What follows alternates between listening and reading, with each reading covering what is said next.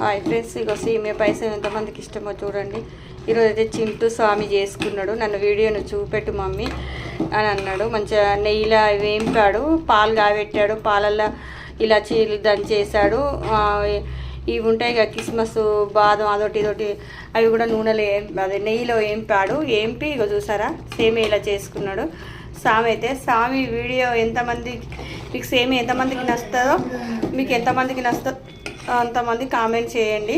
ఇక స్వామి అయితే సేమియా అయితే చాలా బాగా చేసుకున్నాడు స్వామి. ఇక చూసారా ఎంత మంచిగా చేశాడో సేమియా.